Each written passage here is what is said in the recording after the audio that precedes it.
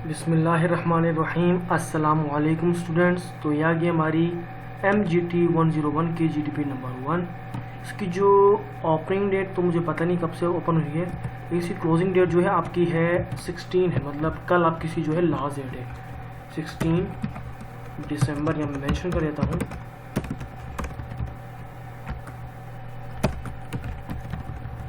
Last date, बाकी इसकी मुझे सिर्फ क्वेश्चन आगे मेंशन किया था स्टूडेंट ने, वो यहाँ पर लिखा हुआ है। काइंडली आगे पढ़ने से पहले, असाइनमेंट को देखने से पहले आपसे एक चीज़ रिक्वेस्ट करूँगा, काइंडली प्लीज़ चैनल को ज़रूर सब्सक्राइब कर दीजिएगा, क्योंकि आपके लिए ये सारी मेहनत की जाती है। आप में से बहुत स्टूडेंट वीडियोस देखते हैं लेकिन चैनल को सब्सक्राइब नहीं करते। आपसे रिक्वेस्ट है, एक तो पहली लोड शेडिंग का बड़ा प्रॉब्लम है, बहुत इशू के बाद जाके एक असाइनमेंट बनती है और आप जब देखते हैं लेकिन और चैनल भी सब्सक्राइब नहीं करते। आपसे रिक्वेस्ट है चैनल ज़रूर सब्सक्राइब कीजिएगा और वीडियो को एंड तक देखिए ताकि आपके कॉन्सेप्ट क्लियर हो। सिर्फ सॉल्यूशन देख के अपना सबमिट नहीं करवा दीजिएगा, सबमिट करने से पहले कॉन्सेप्ट क्लियर कीजिएगा ताकि आपका आगे चल के अगर पेपर में से कोई भी सवाल आता है आपको सॉल्व कर पाए। ताकि उससे पहले क्वेश्चन यहाँ जो लिखा हुआ है उसको देख लेते, समझ लेते हैं क्या है हमारा क्वेश्चन। क्वेश्चन में कह रहे हैं ABC brothers have an opening inventory of ₹7,000 and a closing inventory of ₹8,000।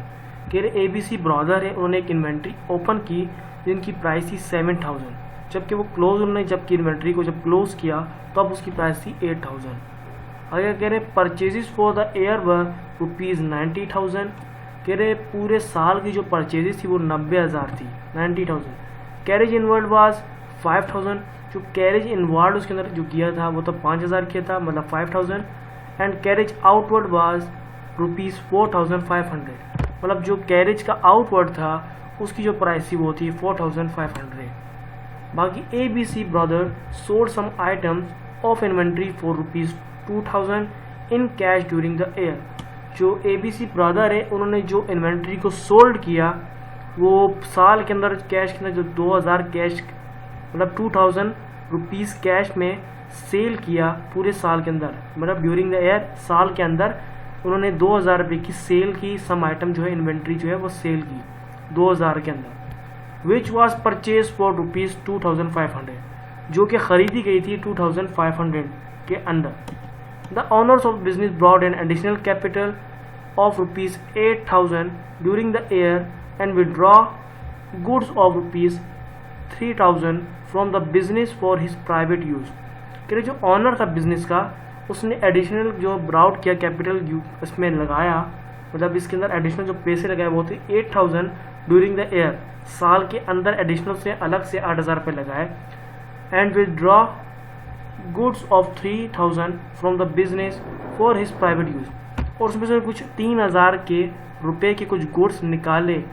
वो बिजनेस के अंदर से उसने 3,000 रुपये की कुछ गुड्स निकाले, कुछ सामान निकाला जो उसने अपने खुद प्राइवेट यूज़ के लिए निकाला, मतलब खुद के लिए उसने बीच में से, मतलब बिजनेस के जो काम था जो चीज़ें थी उसमें 3,000 रुपये का सामान थोड़ा उसने खुद के यूज़ के लिए निकाला।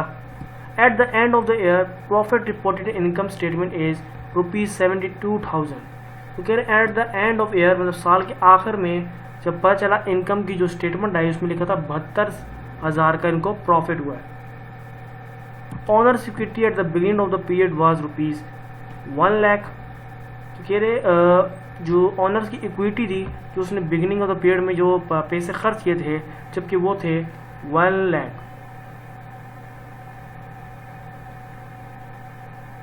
सॉरी ये 1 लाख नहीं 10 लाख, सॉरी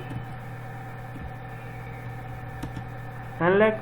उसके बाद हमारे कहती है ये हमारा तो स्टेटमेंट हो गया। सिंपली इसमें बताया कि एक ब्रदर ने कंपनी खोली, इन्वेंट्री इतनी की लाई, इन्वेंट्री पे क्लोज हुई, इतने रुपए का सामान खरीदा पूरे साल के लिए, इतने का बेचा, पूरे साल इतना चला। फिर जो मालिक था उसने अपने प्राइवेट यूज़ के लिए 3,000 रुपये निकाले। उसके बाद जो प्रॉफिट हुआ वो ये हुआ, जबकि उसने टोटल पैसा लगाया था इतना। ठीक है, तो ये होगी सारी आपकी यहाँ डिटेल्स। अब आगे बढ़ते हैं क्वेश्चन की तरफ। ये हमारा मेन क्वेश्चन आ गया, कह रहे हैं व्हाट विल बी, जब हमें ये फाइंड करना है। ऊपर हमें पूरा एक सेट बता दिया, केस समझा दिया कि ये है, ये कंपनी इन्वेस्ट किया, इतना कमाया, ये तमाम डिटेल्स है। अब नीचे में क्या बताना है, सबसे पहले कह रहे हैं कॉस्ट ऑफ गुड्स सोल्ड, मतलब कितने कॉस्ट की जो गुड्स थी सोल्ड हुई हैं, ये हमें टोटल निकालना है। बहुत ही आसान है, सारी ऊपर हमारे चीज़ें ऊपर मेंशन है, हम वो निकालेंगे, उसको प्लस करेंगे और उसमें से आंसर जो आएगा उतनी टोटल हमारी जो है कॉस्ट ऑफ गुड्स सोल्ड हुई है। सिंपली सॉल्यूशन की तरफ चलता हूँ साथ साथ। साथ साथ सॉल्व करते रहेंगे। ठीक है, सबसे पहले आ गया कॉस्ट ऑफ गुड्स सोल्ड। सबसे पहले यहाँ क्या लगा ओपनिंग इन्वेंट्री, मतलब सिर्फ ओपन इन्वेंट्री में कितने पैसे लगे यहाँ पर ऊपर मेंशन है। सबसे पहले 7000 हमने मेंशन कर दिया नीचे। उसके बाद क्या परचेजेस, मतलब कितनी खरीदारी हुई है। यहाँ पर सिर्फ सोल्ड की बात हो रही है ना, सोल्ड टोटल निकालना है। तो खरीदारी टोटल कितनी हुई है 90,000 यहाँ मेंशन है। पूरे साल के अंदर जो खरीदारी हुई है वो है 90,000। इन्वेंट्री भी 7000 की हुई, फिर परचेजेस भी जो हुई हैं वो 90,000 की हुई हैं। उसके बाद कह रहे हैं कैरेज इनवर्ड, मतलब कितना जो इनवर्ड उनको दिया है, कैरेज किया गया है, बिका है, खरीदा गया है, वो है 5000 यहाँ पर मेंशन है। मतलब 5000 हमारे पास यहाँ पर इनवर्ड जो कैरेज है वो है 5000। और आउटवर्ड क्या है यहाँ पर मेंशन देख रहे हैं 4500, ये हमने नीचे लिख दिया। मतलब क्लोजिंग इन्वेंट्री जो थी, मतलब क्लोज जो इन्वेंट्री हुआ है यहाँ पर हम वो बता रहे हैं, मेंशन कर रहे हैं। किधर गया ये रहा, purchase for the dollar bar additional, ये रहा जो इन्वेंट्री हमारी क्लोज हुई है वो है 8000, मतलब जिसमें हमारे को क्लोजिंग मिली इन्वेंट्री का वो टोटल उसकी जो अमाउंट है वो 8000 है। अब सिंपली में टोटल गुड्स ऑफ सोल्ड निकालने हैं, उसके हमने ओपन इन्वेंट्री परचेजेस इन दोनों को प्लस करना है। कैरेज इनवर्ड को कितना हमारे पास है टोटल प्लस किया, उसमें से माइनस कर देना क्लोजिंग, मतलब इन्वेंट्री जो क्लोज हुई थी कितने रकम में हुई थी वो बीच में से निकाल देंगे तो टोटल हमारे पास कॉस्ट ऑफ गुड्स सोल्ड आ जाएगी। इन जब तीनों को हमने प्लस किया तो हमारे पास मैक्सिमम बन रहे 90,000, फिर 7000, फिर 1 लाख जी, 1 लाख हो गए, 1 लाख हो गया हमारे पास 3000। 1 लाख 3000 जब 8000 माइनस किया हमने तो हमारे पास पीछे बच रहे हैं 8000 निकाल दिए तो नहीं 1 लाख 2000 थे, तो उसमें से 8000 में जब निकाले तो हमारे पास टोटल बचे 94,000। ठीक है, ये क्वेश्चन मेरे से कोई मिस्टेक तो नहीं हो रही, यानी करेक्ट ही है, वैसे देख लीजिएगा। वरना टोटल में जो आ रहा है कॉस्ट ऑफ गुड्स सोल्ड जा रही वो है 94,000। उसके बाद ओनर सिक्योरिटी की तरफ चलते हैं। ओनर सिक्योरिटी हमारा 2 हमारा क्या है, owner security at the end of year, मतलब ओनर्स की इक्विटी कितनी है साल के आखिर के अंदर। सिंपली सोल्यूशन की तरफ चलते हैं, हमें लगेगा ओपनिंग ओनर सिक्योरिटी 1 लाख। ठीक है, ये रहा, यहाँ मैंने गलत लिखा है, यहाँ मैंने गलत लिख दिया था, वैसे 1 लाख है। ठीक है, तो ओपनिंग जो बिगिनिंग पीरियड की जो ओनर सिक्योरिटी है वो 1 लाख है, वो हमने यहाँ पर मेंशन कर दिया इक्विटी के अंदर। उसके बाद क्या एडिशनल कैपिटल, मतलब एडिशनल जो उन्होंने खर्च किया था वो क्या था 82,000, ये रहा यहाँ पर मेंशन है। किधर गया, तो मेंशन ही है एडिशनल कैपिटल 8000, ये रहा, ये लिखा हुआ है देख लें।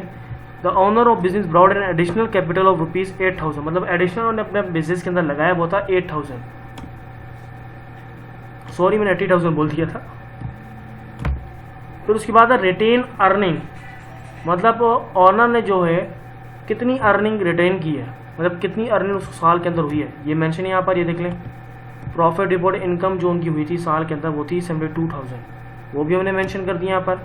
उसके बाद हमारा क्या है ड्राइंग्स, मतलब कितना इसमें यानी कि जो है कम किया निकाला गया था, मतलब 3000 यहाँ पर हमने वैसे मेंशन किया। ड्रॉ कितना हुआ था साल के दरमियान, मतलब साल के वक्त में ऑनर ने जो पर्सनल यूज़ के लिए 3000 रुपये निकाले थे वो हमने निकालने, वही टोटल जो हमारा आ जाएगा वो ऑनर सिक्योरिटी आ जाएगा। सिंपली हमें जो जितनी वैल्यूज हैं सारी को प्लस करेंगे, उसमें जो हमारे को जो विदड्रॉ किया मतलब अपने पर्सनल यूज़ के निकाला था ना वो तो बिजनेस के अकाउंट में नहीं आता, तो टोटल वैल्यू फिर हमारे पास आ रही वो है ऑनर सिक्योरिटी की आ रही है 1,77,000। तो ये 1 लाख की इक्विटी थी, उसका एडिशनल जो कैपिटल मिला वो 8000 हो गया, उसको हमने प्लस किया, उसके अंदर 72,000 प्लस किया, तो टोटल ये बन रहे हैं 72, 1,75,000 बन रहे हैं, सॉरी 1 लाख, ये 72 का 1,80,000 हो गए। तो उसमें से जब आपने 3000 माइनस किया 80,000 में से, तो हमारे पास जो रिमेनिंग ऑनर्स इक्विटी बच रही है वो है 1,77,000। तो ये हमारी ऑनर्स की इक्विटी आ चुकी है।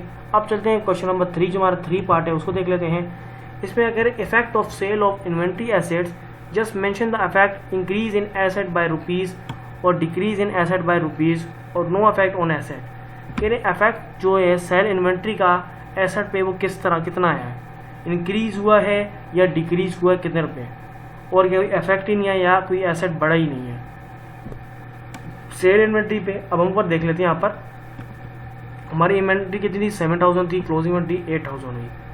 मतलब यानी कि जितनी हमने लगाई थी उससे ज़्यादा पे हो रहा है, ठीक है।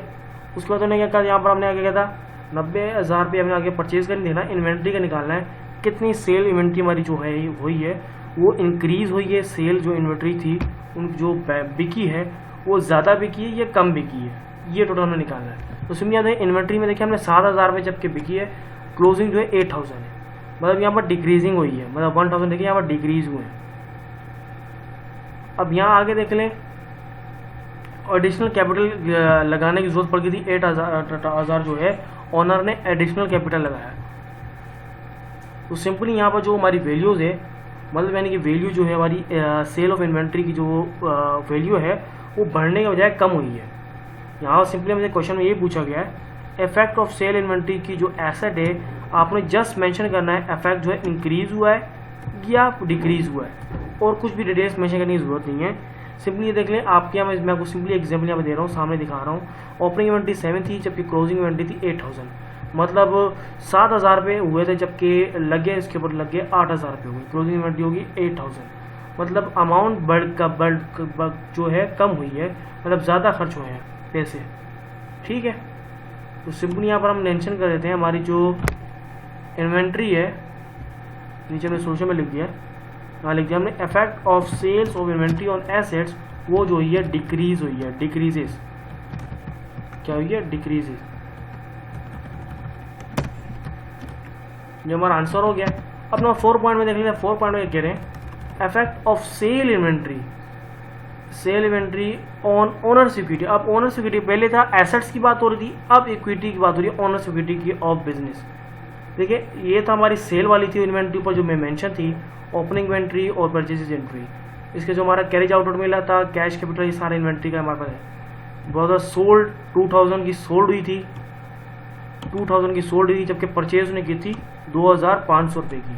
कितने, 500 रुपये। इन्वेंट्री ओपन हुई थी, क्लोज इसमें हुई थी। अच्छा इसमें देखिए मैं थोड़ा बहुत मेरा माइंड कहीं और लगा हुआ है, बिजली अभी भी जा सकती है। अच्छा पहले पॉइंट में जो मैंने बोला थोड़ी उसमें मिस्टेक हो गई है।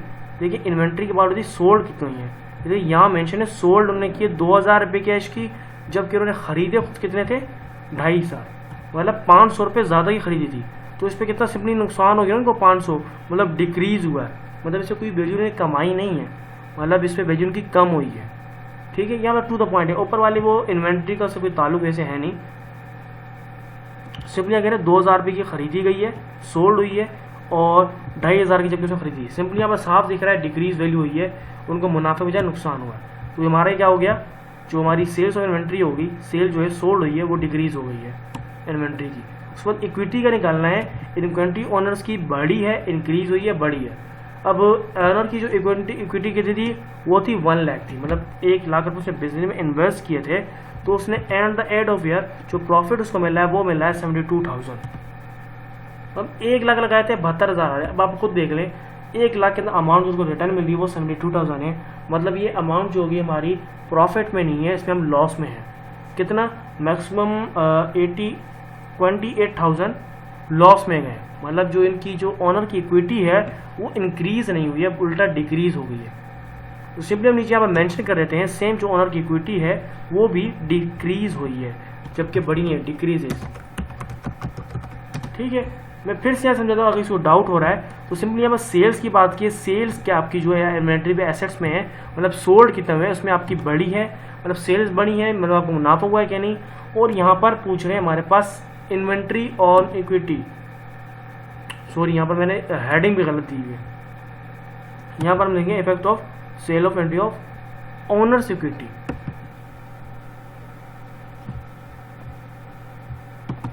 यहाँ पर हम मेंशन करेंगे ओनर्स इक्विटी, ठीक है।